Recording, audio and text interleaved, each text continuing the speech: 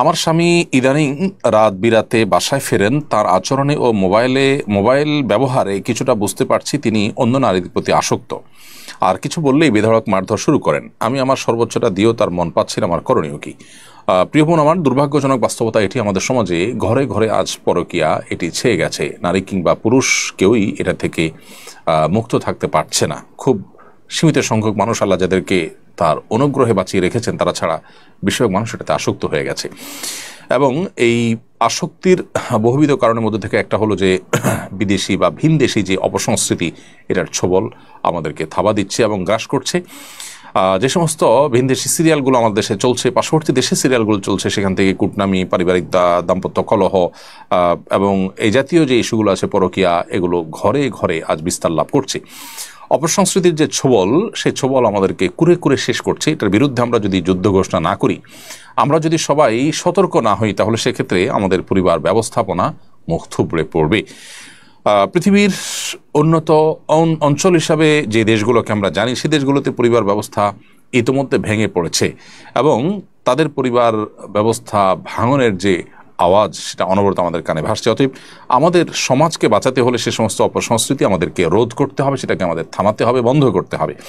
সেই সাথে সুনির্দিষ্ট করে আপনার ইস্যুতে বলতে চাই, আপনার স্বামী পরনারীতে আসক্ত এবং আপনি যেমনটি বলছেন যে আপনাকে মারধর ইত্যাদি করে, এরকম পরিস্থিতিতে তাকে সংশোধন করবার জন্য উদ্যোগ নেওয়ার সুযোগ আপনার হাতে আছে। সেটা আপনি করতে পারেন নিজে, কিংবা যাকে দিয়ে সংশোধন করবার সুযোগ আছে বলে আপনি মনে করেন তাকে দিয়ে সংশোধন করবার উদ্যোগ নেবেন। তাতেও যদি কোনো কাজ না হয় এবং সর্বশেষ ভরসাও আর না থাকে এবং তার সংশোধন হওয়ার আশাটুকু যদি আর একেবারেই শেষ আশাটুকু যদি না থাকে, তাহলে আপনি চাইলে বিচ্ছেদের চিন্তা করতে পারেন। কারণ একজন পাপাচারে লিপ্ত, একজন জেনায় লিপ্ত মানুষের সাথে আপনাকে সারা জীবন সংসার করে যেতে ইসলাম বাধ্য করে না।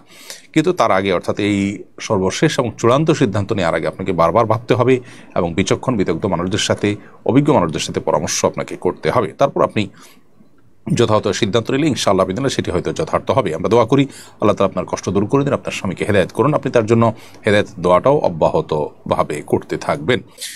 কোরআন এবং হাদিসের ইলমের এই অনুষ্ঠানটি অন্যদের জানবার সুবিধার্থে শেয়ার করে দিতে আমরা কেউ না বলি। এরপরে প্রশ্ন হলো, আমার মা চান তার মৃত্যুর পরে যেন কোনো আত্মীয় স্বজনকে খবর দেওয়া না হয়, যেন তাড়াতাড়ি দাফন করা হয়।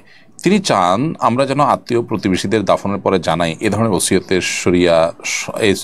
শরিয়া সম্মত কিনা?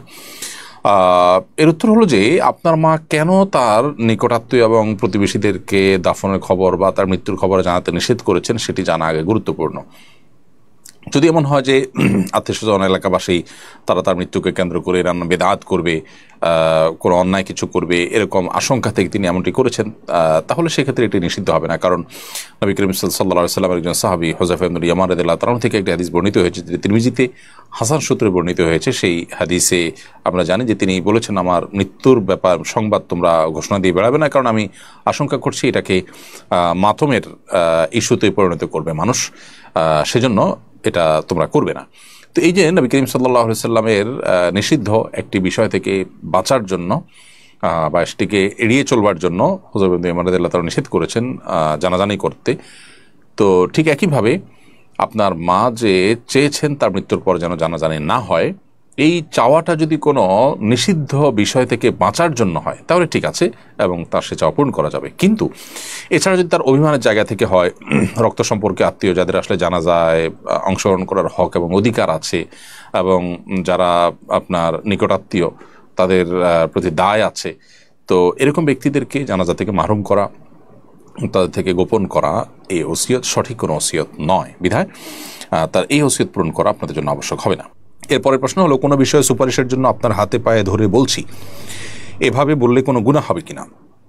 উত্তর হলো, কাউকে যদি হাতে পায়ে ধরে বলছি এরকম বলা হয়, এর ফলে কোনো গুনাহ হবে না, কারণ এটা আসলে কোনো শিরকের অন্তর্ভুক্ত নয়। এটা কারণে কোনো আপনি শিরকে লিপ্ত হয়েছেন বা শরিয়ার কোনো ভায়োলেশন করেছেন এমন কোনো বিষয় নয়। এটি গুরুত্ব বোঝানোর জন্য সর্বোচ্চ আকুতি এবং মিনতি বোঝাবার জন্য সাধারণত বলা হয়ে থাকে। এটা আমাদের একটা প্রচলন বা পরিভাষা। এই পরিভাষার সাথে কোরআন হাদিসের কোনো সংঘর্ষ নেই। হাত বা পায়ে ধরে বলার মানে হলো সর্বোচ্চ অনুনয় সহকারে বলা। এখানে পুজো কিংবা উপাসনার কিছু নেই যে এটা শিরক হতে যাবে, বিধায় এটা গুনাহ হবে না।